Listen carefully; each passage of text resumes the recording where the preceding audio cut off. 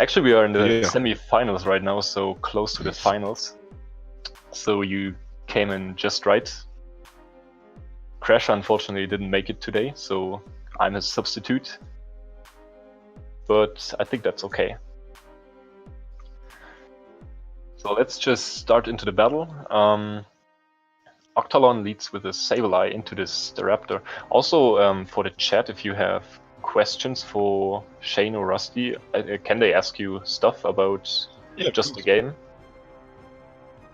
They certainly can. Alright, so maybe. My headset's flat. I need to charge it. Give me like 10 minutes. Alright, so we will do this later. So let's take a look at the battle.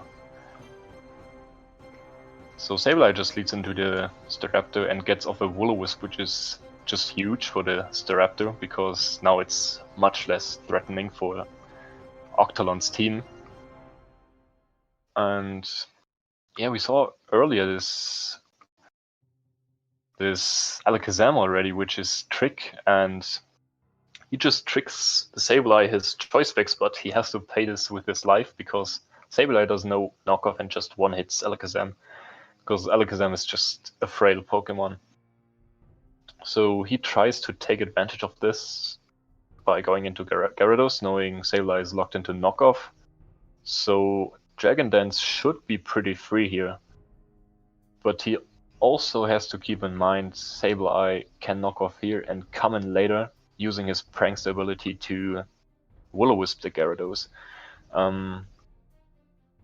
Maybe Gyarados has Substitute though, which would just deny this plan. But we will see. So Breloom comes out. It's predicted Gyarados just D-dances.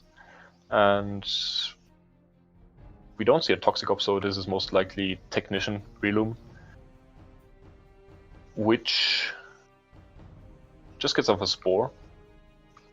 And Gyarados doesn't have the Lumberry, so most likely it's Leftovers, which is good to know for Octalon. And he actually, oh my god, he actually takes this opportunity to set up his Breloom. And oh, unfortunately he gets the first turn wake. That's very huge. This saved him like 1 or 2 Pokemon right there.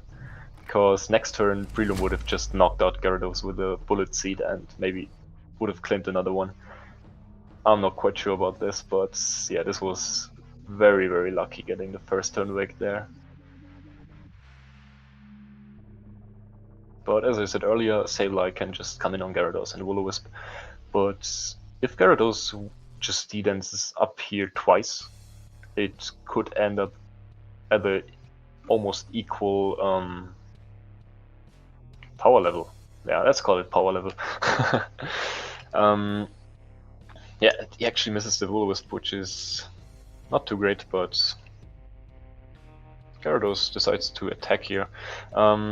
So he has a +2, which just gets negated by the burn, so technically he's just unboosted, but twice as fast. And Sableye is... he actually keeps his Sableye into Will-O-Wisp and wants to sack it, but Splicer just takes this present and says, yo, I'm going to +3. And looks like Octalon got in a bad spot really quick here. But he brings out the Starmie finally, should have access, yeah, he has access to D-Volt, and most of the Starmies should have T-Volt. So he goes back out right in the Sableye on the Crunch. So Gyarados knows Crunch. And that's quite bad. Gyarados is at +4.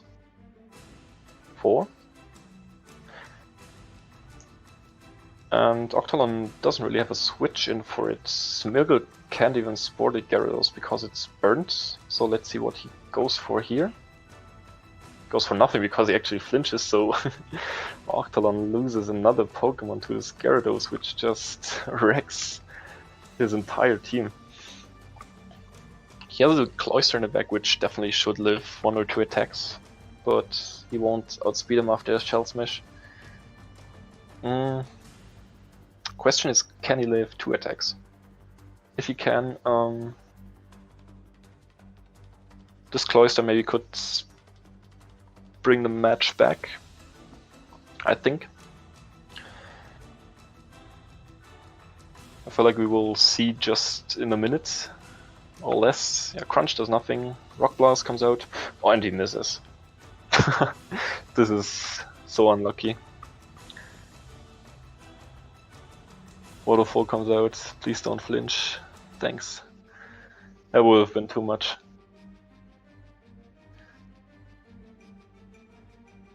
So he finally takes down the Gyarados, but he just lost way too much. But it's actually 3 versus 4 right now. So he has also the Linoon in the back, which is a very dangerous late game sweeper in case you aren't prepared for it. So maybe this could be his last resort, maybe he can pull it back, but we will see.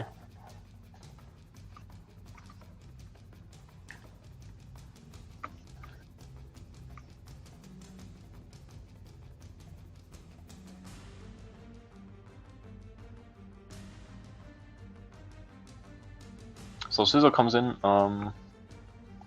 If it's banded, I feel like it's enough to take out the Cloyster.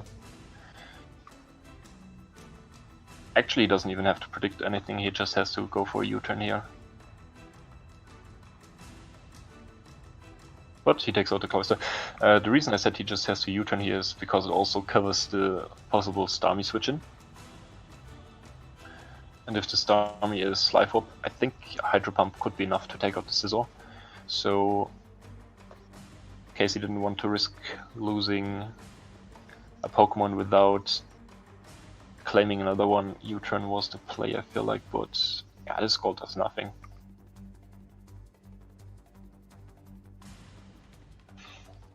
So we just see the Bull Punches come out, Scald, not get, oh, he actually gets a burn here. The Starmie doesn't hold Life Orb or Leftovers, so I think it's Specs or Scarfed. Actually, the Specs damage doesn't make sense, so I have no idea what item this Starmie has. But he gets a burn, which allows him to belly drum up with this Linoon here. And now he has a +6 Linoon. And Splicer has 3 Pokemon left, so Zapdos comes in. Linoon has access to Extreme Speed, but I don't think it is enough, but let's see. 82%, yeah, it's close. Linoon actually lives 1, doesn't get parried, so Zapdos is down. Just 2 left. I actually don't know which 2 Pokemon are there left because I didn't make a screenshot of the teams earlier. But he has a Staraptor, which, if it doesn't know Quick Attack, will just drop to another Extreme Speed, and it doesn't, so... Oh my god, I'm so hyped right now. What is the last Pokemon? I seriously don't know what comes out in here. It's Diggersby, oh my god. So, does Linoon win here? It should win. It's faster, Extreme Speed kills, doesn't it? So Linoon wins here. Yeah, Linoon really pulls it back. Oh my god, this is such a great comeback.